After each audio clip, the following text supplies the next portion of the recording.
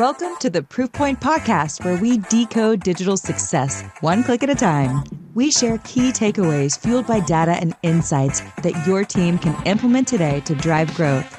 Now, let's get started.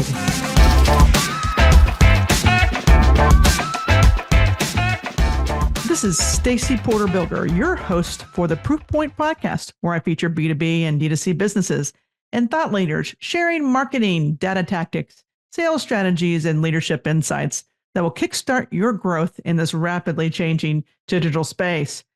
This episode is brought to you by Proof Digital. Proof Digital is a strategic and creative performance marketing agency.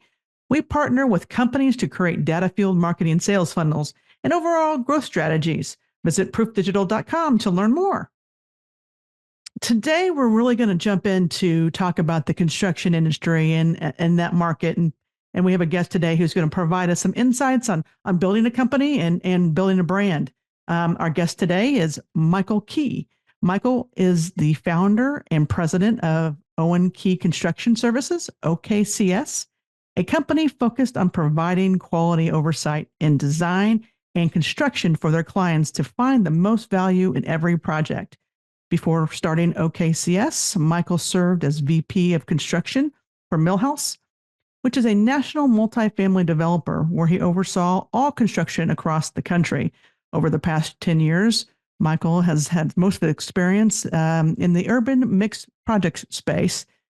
He started his career with Turner Construction, which is one of the largest general contractors in the United States, focusing on commercial projects, which included the International Orangutan Center right here in Indianapolis, at the Indianapolis Zoo, and the Hinkle Fieldhouse renovation at Butler University.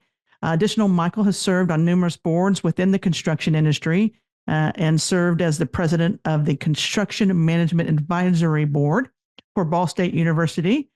Chirp, chirp there, where he graduated in 2012. In 2021, Michael launched OKCS in Tampa, Florida, where he saw the need and the lack of high-quality third-party project management companies in the industry. Michael, thanks for joining me today. Yeah, thanks for having me. Excited to be here. I appreciate it. You know, to kind of kick off the discussion, I mean, I did hit on your story a little bit, but fill in the gaps of there that I didn't hit on about your journey to actually in the construction industry to where actually you started your own company. No, yeah, absolutely. Again, appreciate you having me. I'm excited to be here. Yeah, it's wild to think I've been in the industry now almost 20 years. Started in high school, working for a small residential builder, and that's really started what drive my passion in the construction industry. I remember back telling people I was going to go to college to be in the construction industry, and a lot of people laughed at that and said, well, you don't need to go to college for that. You can just go out and get in the construction industry without a college degree. So that being said, in 2008, graduated from high school and went to Ball State to obtain a construction management degree. Best decision, probably outside of marrying my wife and having a baby, it's probably the best decision. Yeah, congratulations. I ever made was chasing the industry. So spent 4 years at Ball State, graduated in 2012.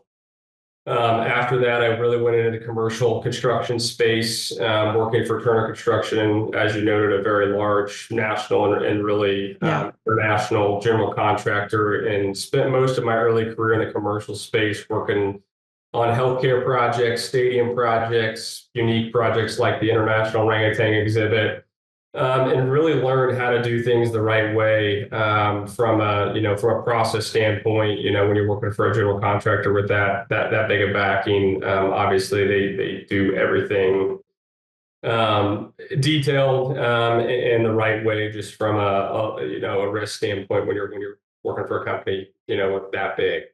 So spent a few years with them, and then in 2015 is when I entered the multifamily space, and really been focused mostly on that sector in the construction world since 2015 is really urban mixed-use multifamily projects. I have done some garden style suburban product as well, but I would say, most of my experience is in that urban space.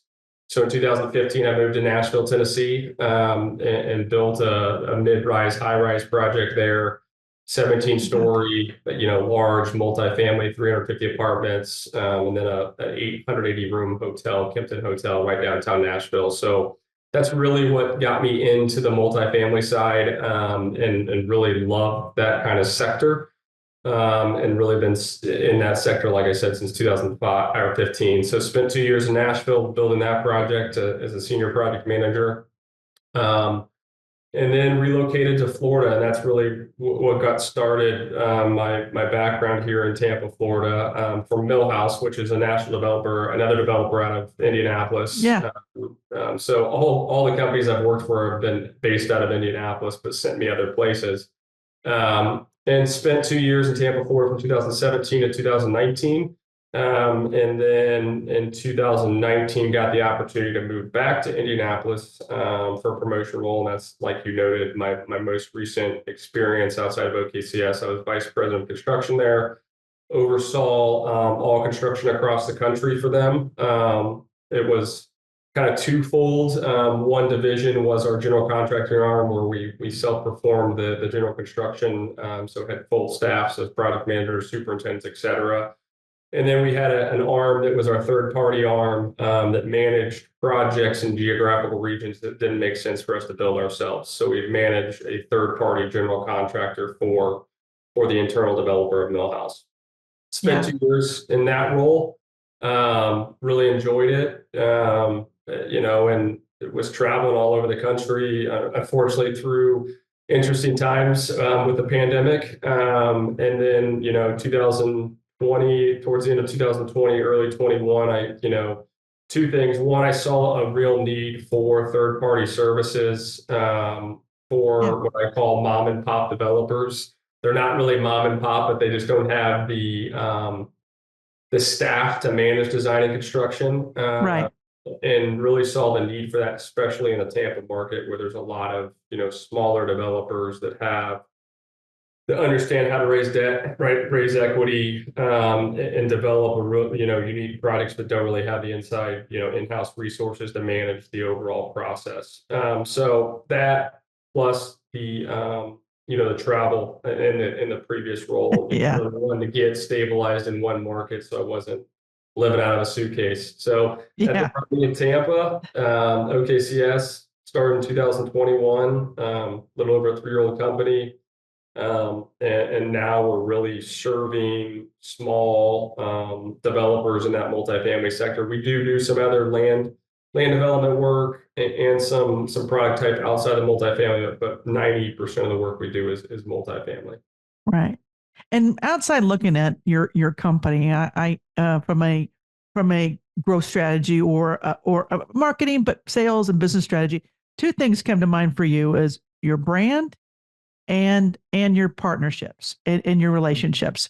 I mean, that is really, it seems like that's where you put your 2 feet in. You started, you built your brand, you reached out to us. We talked, we got you at least set up as a starting point as far as making sure that you can highlight your projects. And then you basically went to work on the relationships of those projects. I mean, is that how you view a large part of your strategy and critical for a company like yours? Yeah, absolutely. I think we're unique, and there's obviously numerous other businesses like us, but our product is our people. We're not making a product. We're not have an assembly line making a product. We are basically a staffing company that provides really, and I don't know if that's the right term, but we provide, really good individuals with a lot of experience to help protect clients, investments. And then from a branding standpoint, obviously we've partnered with Proof Digitals, who's been a great partner of ours. And from a branding perspective, I was fortunate enough to have a lot of the relationships in place to get work. We weren't, didn't need to be at the top of Google to find clients. Most of our clients are relationships, but we use marketing and I don't want to get too far ahead of other questions, but we use marketing, in multiple different ways of just finding business, but also highlighting what we do. Reputability is a big thing. Our projects scale, $100+ million. And when you have, investors investing in these projects, you have to prove who you are, what you've done. And it's really important to be able to present that in a professional fashion so that they have trust in us to manage these projects. Yeah. And I'll pull up your site a little bit here too, as we talk about it. But I mean, just to show that the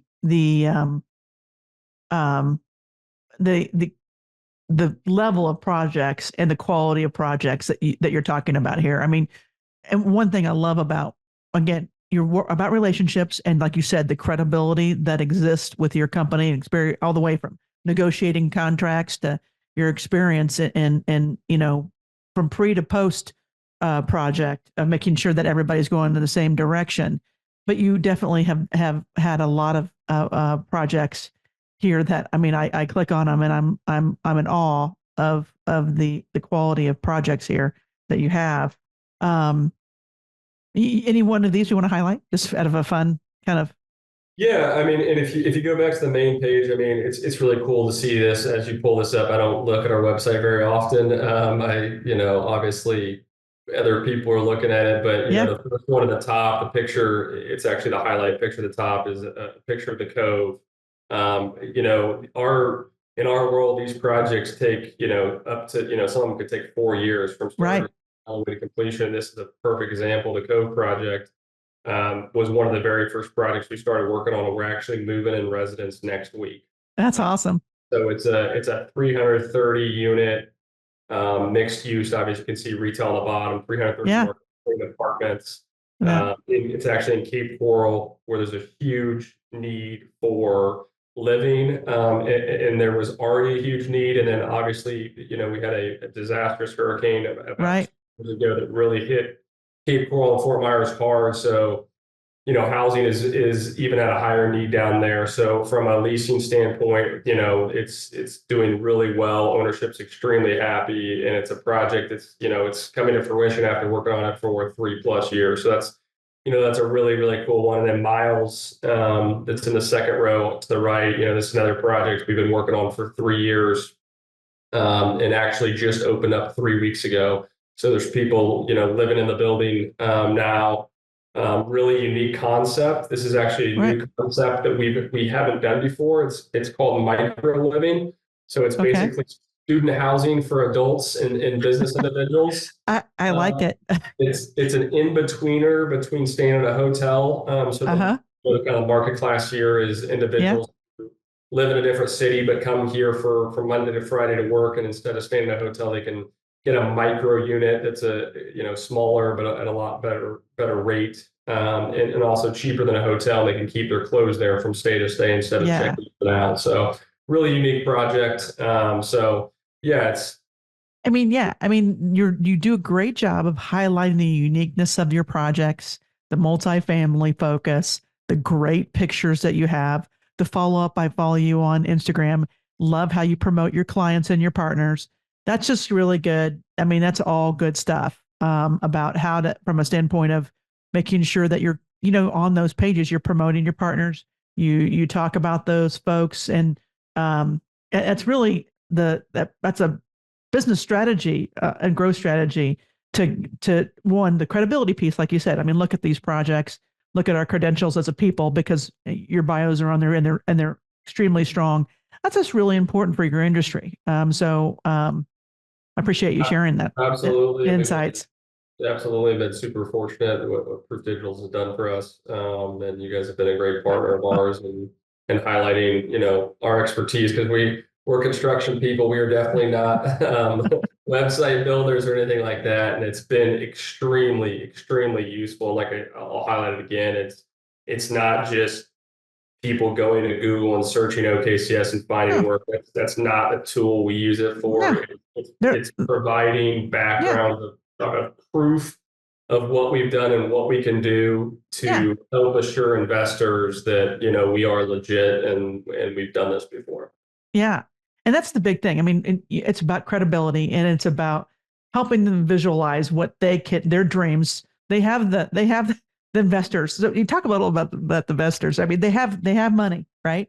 And they Yep. and they realize real estate is a good place to put it. Yep. And so talk about some of those big milestones, from a standpoint of working with the investor community, because really that's your strategy, right? Yeah, for sure. And in the world we live in, multifamily is usually, when the market's good, it's the best industry to be in. And when the market's bad, it's usually the first industry that takes the hit. So it's a very, it can be very volatile from an investment standpoint. So, we have to be on our toes, to be able to Right. prove these projects, even, in a tighter market, right now, just, 100% transparency, construction material pricing's up, interest rates are up. Sure. Yeah. The market we're working in has the worst insurance rates across the United States. Yeah. You're in Florida. Yeah, so it's difficult. Deals aren't as easy as they were 3, 5, 7 years ago. We're not into where we were 2012 by any means, but Right. or 2008, I should say. But it's so, from an investor relationship standpoint, as deals get tighter, we have to work harder to convince and reaffirm to investors that what the package we've put together from a design and construction standpoint, we can build it for the price they were telling them we can, because margins, are thinner than they were 5 years ago. Yeah. So, it's investor relationships, and every project's a little different. Some jobs will be one, national investor that comes in and, picks up the entire project from an investment standpoint. And then other projects are high net worth investors where they're raising a true fund, where it's, say you got a $40 million, or let's just say $100 million project, usually from a debt to equity ratio is usually 60-40, 60% debt, 40% investment in investment equity. So if you're raising $40 million, there's some of these projects our clients go out and, raise $40 million from a high net worth standpoint. So you could have 100 investors making up that $40 million. So in those unique situations, we report to the developer, but at the end of the day, we're really reporting to, 100 investors instead of one. So it's a very unique world we live in, that, every project is different from who we're representing, entirely. It could be a huge pool of individuals, from small family practice to professional athletes to, numerous different investors to one, larger investor. But back to your first point about you're a people business, and your people have extreme, I mean more than a lot of companies in your space, who know how to negotiate those contracts, who know where the fat's at, and then if somebody comes to the table and you're like, they really don't know what they're doing. So here, by the way, we need to find somebody else here to work on this. I mean, you see through those things based on your people and your talent. Am I inaccurate on that? Yeah, no, I mean, and that's a huge part of why I started OKCS. And when I started, one of the big things I determined early on that we are, most everybody that works for me was a former executive that wanted to get out of the grind of traveling the country in the construction world and have a little bit, better work-life balance. But still doesn't mind getting into the weeds of a project. So, we that's where we differentiate ourselves, in my opinion, from our competition. A typical third-party owner's rep's going to have a younger, PM with not much experience on the project, and they may have a deeper bench above them of, executives all over the country. But our executive level team is boots on the ground of every project, and that's one reason why we are geographically located and not doing projects all over the country is, we're pulling executives that want to get off the road. So the last thing we want to do is take a project out west and all of a sudden put somebody back on the road, but have the ability to have executives that live 15 minutes from a project site or 30 minutes from a project. So everything we do is within 3 hours max of Tampa. Right. It is right in this market. So, I mean, I think back to your initial question, that's everything for us. Is our employees. If I lost my staff tomorrow, OKCS doesn't exist. We are selling individuals who are extremely knowledgeable and capable of executing large, multi-$100 million plus projects in this sector. No, that's great. And every business, I mean, it is our people, and I have the same thing. People, if I don't have a good person on a design or a piece, but your projects are very complex and have a lot of different skill sets across multiple different areas. I mean, contract, understand construction, understand. I mean, just you talked about insurance. I mean, just lots of complexities which your team brings, and it's important to market that and to tell those folks about that. What are some challenges you see in the near future as a business owner or in the construction space in general? Yeah, I mean, the biggest challenge right now is just market conditions, but that's cyclical, right? Like that's going to come around, and when I say market conditions, the economy is still in a fine spot. It's not that strong. There's some factors in our specific industry from and even a market standpoint, insurance, that's not across the country. That's just something we're dealing with here. Yeah. So I don't even like saying that. I think our biggest hurdle is people. And when I say people, not our specific team, the trade industry, the individuals that are actually outperforming. Yeah. There's a huge, massive shortage. It is. It's a huge issue. Yeah. Yep. And there's numerous reasons why, and I won't get into every single reason why, but if there's any young kids, and I say kids, young adults out there that think that you have to go to college to be successful, I 100% disagree with that. I think especially in our industry, there's lots of, opportunities in our industry to make very, very good money and have very successful careers and retire at a very good age by getting into the trades. And I think that's the biggest thing that our specific industry is going to have issues with. Yeah. And we're already in a place where, material pricing's up. With the labor shortage, labor is slowly creeping up, and it's only going to get worse, which is an advantage to young individuals that want to go into the industry because there's such a shortage that the rates are continuing to grow, which not to say that they deserve them, but that's the biggest thing we're facing is qualified trades, qualified individuals to actually perform the work in the field. The shortage is coming, and I don't know the figures, but I'm sure if you look up the figures, the vast majority of the people still working in the trades are towards the higher end of the upper end of their career versus, just starting in that industry. So, that's the biggest thing from a construction standpoint that I see as a real issue. And companies are going to, I mean, from a marketing standpoint, we work with companies a lot, not only on promoting what they work with, but promoting the culture in which they have, so that you recruit those talented individuals. And trades are there's lots of things. I mean, you think of those electrical, plumbers, masons, but there's so many other also in the trades. Again, it's a high quality pay jobs oftentimes in those professions. So I think it's going to be a challenge for your, especially in your market that you're in right now. So that's interesting. So who were your mentors, Michael? I mean, I'm shifting gears a little bit here. What kind of got you to think about, I can do this. I see some gaps here. Yeah, for sure.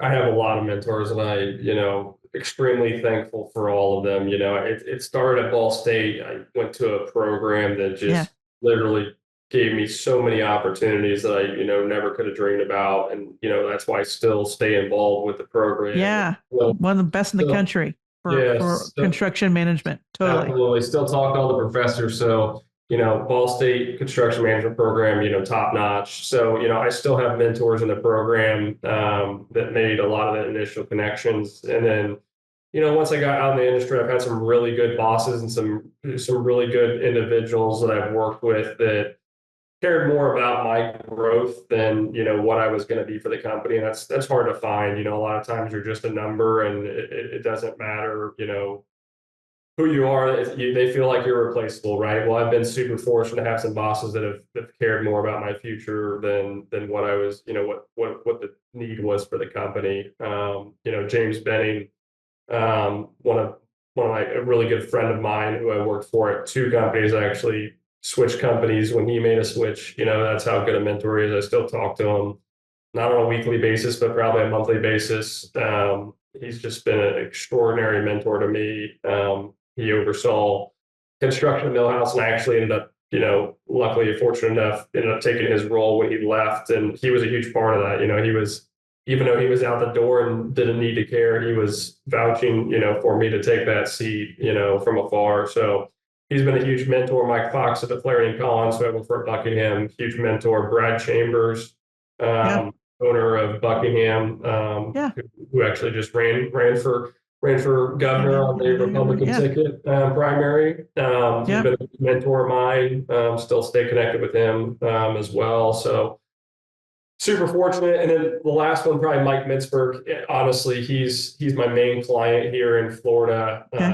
Him and I connected. He was actually doing some land acquisition work for Milhaus when I was with Milhaus, and a huge reason OKCS came about. He kind of called me, checking in on me, and said, "Hey, there's a real need," and really kind of helped spark the idea. He's a small business owner down here in Tampa, Florida, whose company size is almost identical to OKCS, but he's on the development side where we actually manage all of his design and construction for all work he's doing. But he's a few years older than me. I saw what he had done in a short period of time in the real estate industry, and he gave me kind of light at the end of the tunnel to pull the Band-Aid off and make the plunge out of corporate America into the owning your own business. So yeah, I've been super fortunate. A lot of people, family's been super supportive. So obviously my wife, when I told her, we weren't married at the time, but when I told her I was leaving my salary to nothing that was guaranteed, she was extremely supportive. So yeah, I've been super lucky on the mentor side and super lucky on the supportive side from family, et cetera. So I couldn't be more happy and I don't want to say this in a bad way. Like, there is a lot of good opportunities in the standard, corporate America working for large corporations, but it was the best decision I ever made. And just, it gives you so much more opportunity. And it really, what it does, it allows you to do what you want to do every day. There's a lot of opportunities out there right now that we could take. We are super selective on who we work with, because we work more than we play, and if we're not enjoying what we're doing, then it's not worthwhile. So we're super fortunate that we're super selective in who we work with, to make sure that we enjoy who we're working with every day. And circling back to from a marketing or sales standpoint, I mean, we talked about brand and your brand and highlighting your partnership and 2 feet in on your partnerships and then your team, but being selective of who you work with is not only a business strategy, but it's a marketing and sales strategy too, from my standpoint, because I mean, I've had folks, and I'm sure you have too, that maybe it was good money, but boy, they drained a whole heck of a lot of energy and it didn't turn out, the way you wanted it in the end. So I think from a business strategy and a marketing strategy, just don't take everything that comes your way, because that's not the right business decision either. Absolutely. And we're, when I started OKCS, there's no intention to build this to, some national, third party company that manages construction design. We are, I focus growth not on revenue. I focus growth on how do we get more strategic to hire the profit. The revenue can stay the same for all I care.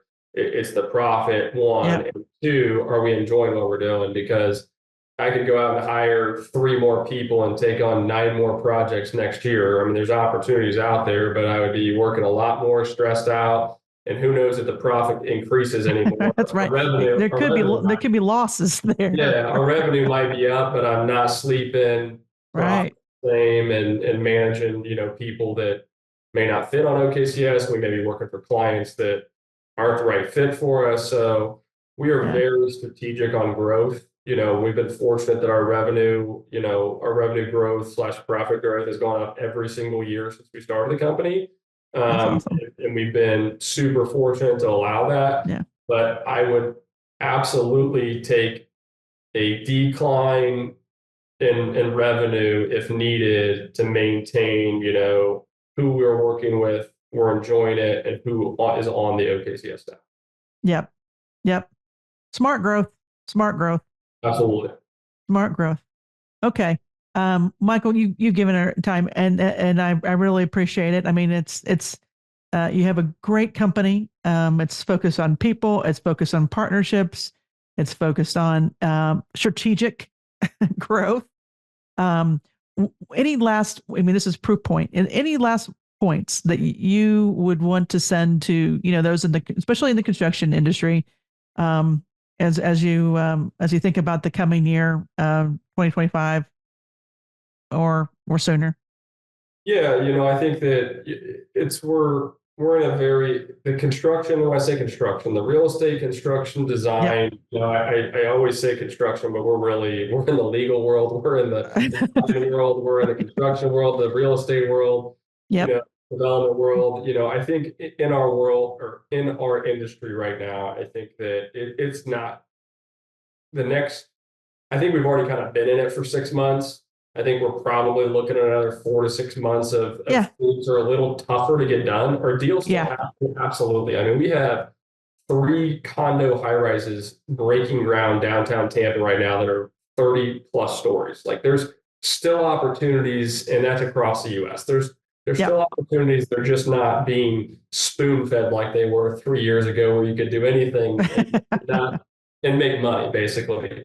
So, I think that market corrections are a good thing, and market settling down is a good thing, because sometimes you get it going so fast that things are getting done in a manner that's probably not the way to do it. So we're really focusing right now on how to be more efficient, how to be more strategic, how to do things, use AI to our advantage. Yes. Different things out there that how do we get better than our competition, so that, as things pick back up, that it's a no-brainer. We can, continue to get the projects we want to get. I think that's our main focus right now. And then I think that, kind of going back to your earlier statement about the industry, I think that, like I said, if there's any young adults out there listening, there's just a magnitude of opportunities in this industry on the skilled trade sides, on the construction side, on the design side, on the real estate side. I think it's a great industry to be in, and I hope that a lot of young adults continue to come in this industry, because building's never going to stop. Real estate's never going to stop. The only problem is we can't make real estate, so real estate continues to get more expensive. But we'll continue to build forever. So there's a lot of opportunities, in the market and industry. Awesome. Well, we've been talking to Michael Key. Michael, thank you for joining the Proof Point podcast. It's been a lot of fun. Thanks again for having me. And thanks for everything Proof did with us for OKCS. Huge partner. Awesome. Thank you. Thanks for listening to the Proof Point podcast. We'll see you again next time. And be sure to click subscribe to get future episodes.